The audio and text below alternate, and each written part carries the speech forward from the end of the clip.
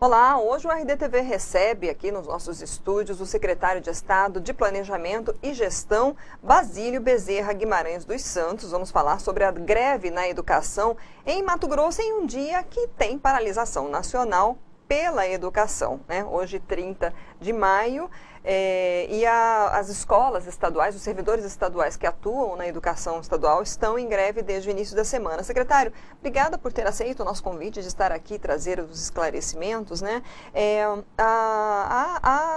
O sindicato, ele já anunciou iniciou esse movimento grevista, né? E já houve aí alguma resposta do governo do estado quanto à situação de corte de pontos, né? Anunciando que haverá o corte àqueles que aderiram. Como é que, vamos já iniciar por essa questão, né? Como é que está essa situação, secretário? Bom, primeiramente eu queria agradecer ao convite, né? É sempre um prazer estar podendo esclarecer a população as medidas que o governo tem implementado em relação a qualquer tema, né? E esse tema é um tema muito sensível, é importante que a gente esclareça a toda a população o que de fato está acontecendo em relação à greve dos professores. Em relação à sua pergunta, Lídice, existe uma decisão do STF que determina o corte de pontos de grevistas. É uma determinação, né? O governo ele não tem opção de não cumprir. O governo ele precisa, ele, por ser um ente público, ele age pela legalidade, ele não tem opção de não cumprir.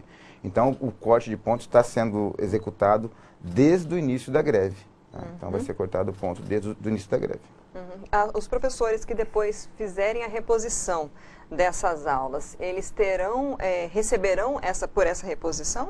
Os professores que fizerem a reposição, eles terão o ganho da reposição, né? Porque ele teve o ponto cortado, né? Então, eles vão receber por conta da reposição, sim. O que está sendo reivindicado, entre algumas questões, eles estão pedindo o chamamento de aprovados no concurso, pagamentos de revisões salariais, melhorias de estrutura.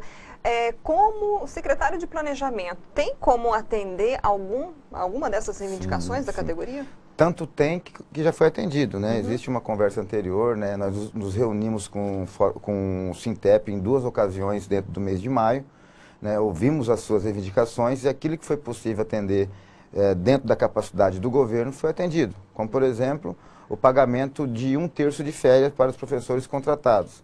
Até então, nas outras gestões não se pagava. O professor contratado, ele por não cumprir um período de 1 ano completo, né, da sua admissão até o seu desligamento, ele não se pagava 1/3 de férias. Isso vai ser corrigido a partir de agora. Então, é uma reivindicação considerável e que dá um impacto também considerável na folha. Mas mesmo assim, o governador entendeu e nós entendemos que é um direito líquido e certo e, por sua vez, foi decidido em aceitar essa proposta. Outras questões mais pontuais foram feitas, né? Agenda com o Sintep, né, permanente, está sendo aplicada. Quanto a chamamento de servidores do concurso, está sendo feita uma análise da real necessidade de servidores, em qual área, em qual escola vai ser lotados esses servidores, até porque o governo não pode fazer um chamamento sem que tenha estudo prévio, né? Ele não pode colocar mais servidores se de fato não for necessário aquela demanda, aquele servidor naquela área, naquela escola. Tá? O Sintep, ele anunciou aí, está publicado no site deles, né, que vai ter uma reunião com o governador agora dia 31 amanhã. Sim. Né? Alguma pauta específica? A pauta do Sintep é a mesma, né? O governador, como sempre, né, agindo de forma democrática e transparente, vai ouvir o Sintep. Nós vamos estar na reunião junto com o governador, né? E ele, por sua vez, não vai ter inovação, né? Mas ele vai ouvir, vai tentar mostrar para os servidores da educação também o que de fato está acontecendo com as contas do estado de Mato Grosso hoje em dia, né? Então, o governador está aberto a ouvir as pessoas, como ele sempre fala, só que ele não é mágico e ninguém é mágico nesse governo para criar dinheiro e criar condições que nesse momento não existem. Uhum. Houve também um anúncio por parte do governo quanto à possibilidade para enxugamento, né? Porque o atual governo ele já assumiu precisando fazer esse anúncio de enxugamento da máquina, enfim, a possibilidade de demissão daqueles que ainda estão em estágio probatório. Isso atingiria também a categoria da educação? Sim, infelizmente sim. Na verdade, o governo nesse momento não quer trabalhar com essa hipótese, né? É bom que fique claro isso. O governo não fala em demissão, ele não está querendo trabalhar com a hipótese da demissão. Mas isso está previsto na legislação. Toda vez que um ente ele fica com medida cautelar de gastos, ou melhor, ele está superando os gastos previstos na legislação, e nós estamos superando, né? Nós estamos superando o nosso gasto em 12,73%. De 49%, nós estamos em 61% hoje. Então, essa diferença tem que ser tirada em 2 quadrimestres. Isso fala a Lei de Responsabilidade Fiscal. E a Constituição Federal fala lá no artigo 69 que os critérios para poder diminuir o gasto. Dentre eles está a exoneração de servidores exclusivamente comissionados e exoneração de não estáveis. Dentre dos não estáveis estão os servidores contratados e os servidores em estágio probatório. Para a gente ter uma ideia de números, né, para ficar mais fácil para entender, hoje nós temos 5.100 servidores em estágio probatório no Estado. Destes, 4.900 são professores ou servidores da educação. Então, assim, eu sempre falo, né, seria uma contradição ou contraproducente, né, o governo ter que aplicar um aumento para um servidor e no outro dia ter que demiti-lo. Né? Aplica o aumento agora e no outro dia, por força de lei, não por vontade do governo, de forma alguma, né? O governo precisa do servidor, ele teria que fazer isso. Então a gente quer trabalhar, quer mitigar os riscos, né? E entre eles é conseguir estabelecer o equilíbrio fiscal, o equilíbrio financeiro, para que não chegue numa situação drástica como essa. De forma alguma é interessante ou é vontade do governador ou de qualquer secretário ou da própria administração em demitir uma pessoa, né? É horrível isso. A gente sabe que por trás de um servidor tem uma família, tem pessoas que dependem dele, mas existe uma legislação e o gestor ele tem que seguir a legislação, sob pena inclusive de ser punido, né, de ter penalidades, improbidade e outras mais que podem acontecer.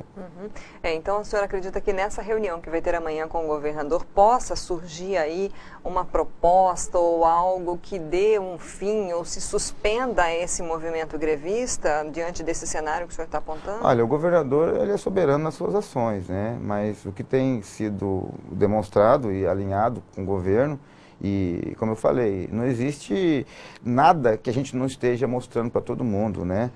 Mensalmente, o governo tem divulgado um fluxo de caixa onde mostra as receitas e as despesas do mês. E o que tem sobrado, que na verdade tem faltado, não tem sobrado, mensalmente. Então, ele vai ouvir. A ideia é que ele ouça os trabalhadores, né? Ele entenda e tente mostrar para os trabalhadores também a real situação do Estado. A gente recebeu aqui nesse mês os dois, né? O representante do Sintep, o presidente do Sintep, justamente reclamando que eles não tinham conseguido ainda uma agenda com o próprio governador. E o governador esteve aqui também ao vivo, né? Respondeu as perguntas dos internautas e vários de várias áreas do interior do Estado mandaram perguntas relativas a não só a educação, a saúde, a segurança pública também. E no bojo, o que ele respondeu foi justamente até o que o senhor está expondo aqui, que o Estado ele não tem esse recurso, não tem orçamento. Do senhor eu queria saber o seguinte, no início de janeiro houve uma audiência pública, né, para tratar aí sobre o Pacto por Mato Grosso, foi apresentado que o déficit do Estado era de 1,7 bilhões, né? Como é que está hoje? Já estamos aí entrando em junho, meio do ano praticamente, temos ainda um semestre. Como é que está hoje essa situação orçamentária, secretário? E qual a sua expectativa para esse segundo semestre? Esse ano, será que se resolve, se equilibra essas contas para 2020 começar? Que bom pela pergunta, parabéns. É importante falar sobre isso. A lei orçamentária anual, ela foi fechada deficitária em 1.700 bi, como você disse. Né? Pela primeira vez, nós fizemos uma lei orçamentária que de fato mostrava a realidade, que mostra a realidade fiscal do Estado. Né? Isso do ponto de vista da lei orçamentária anual, ou seja, do déficit anual.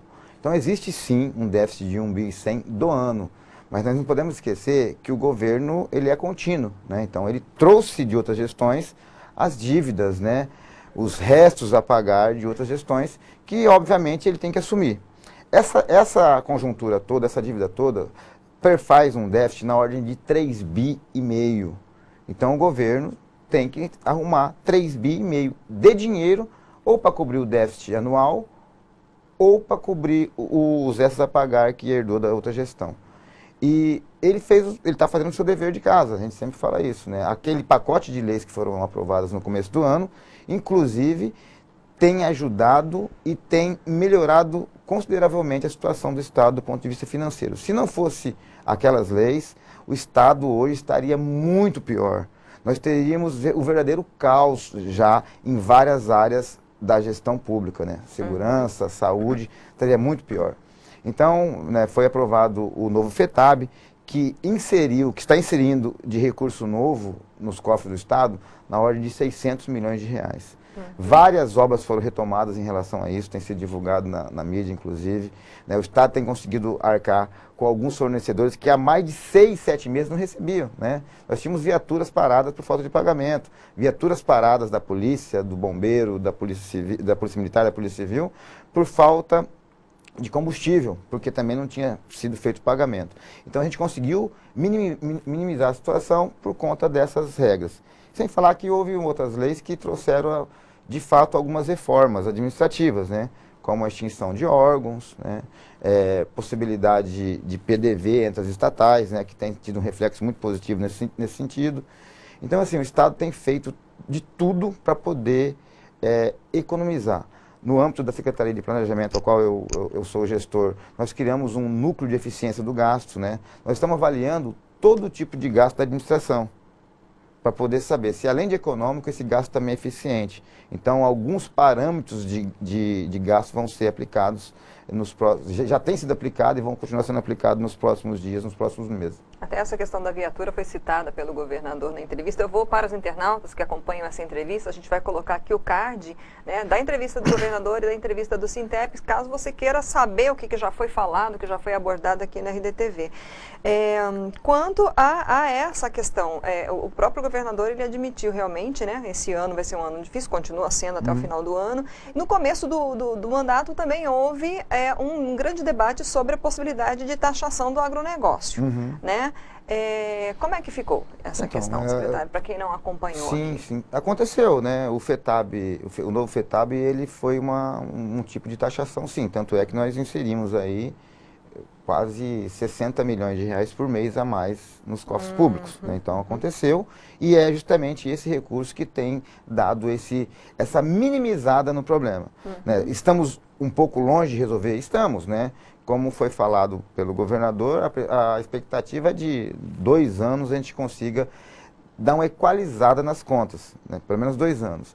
Mas nós já começamos a pagar algumas contas que já existiam, então estamos melhorando bastante em relação a isso. Bom, para a gente encerrar,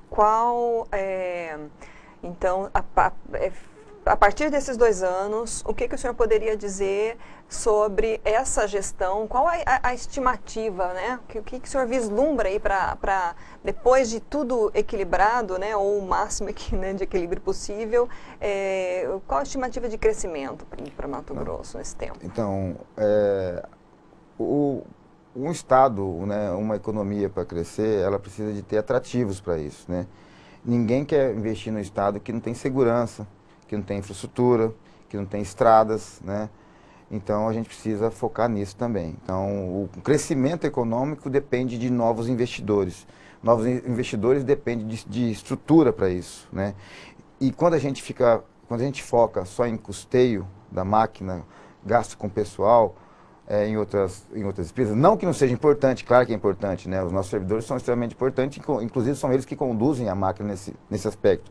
Mas nós precisamos também ter foco em investimento em infraestrutura, né? Novas estradas, né? Atrair novos investidores, que obviamente vai gerar novos tributos, vai gerar novos empregos, né, para a população, e isso com certeza traz o crescimento econômico. Mas não dá para se pensar agora, diante disso, né, em não podendo pagar nem as contas mínimas, né, que nós temos, falar em aumento real nesse momento. Aumento real é praticamente impossível, a gente não está conseguindo pagar o RGA. Diga-se de passagem, se a gente aumenta uma categoria ou 2, 3 categorias efetivamente o seu salário, a gente diminui a possibilidade de dar o mínimo de correção monetária para os demais servidores, que é a RGA, né, que está sendo pleiteada também. Então o Estado tem sim uma grande perspectiva nesse sentido, nós estamos trabalhando muito forte nisso, né? O governador é incansável nesse sentido, ele vai a Brasília quase 3 vezes por semana, correndo atrás de recursos, né? Então tem grande sim perspectiva. Eu tenho certeza que no final desse mandato o Estado vai ser um Estado muito melhor em vários aspectos, muito melhor para se viver, muito melhor do ponto de vista fiscal e muito melhor em economia, com mais empregos, né, para a população, e isso aí com certeza vai deixar o Mato Grosso no lugar que ele deve ficar, né, que é entre os melhores estados do Brasil. Ok, obrigada pela sua presença e pelos esclarecimentos, secretário. Estamos à disposição, né, quando precisar, estamos à disposição para voltar quando for preciso. Ok. Nós conversamos com o secretário de Estado de Planejamento e Gestão, Basílio Bezerra, e essa entrevista fica disponível no nosso canal do YouTube e também nos sites RDTV e RD News. É só acessar, curtir e compartilhar. Obrigada pela audiência, até a próxima.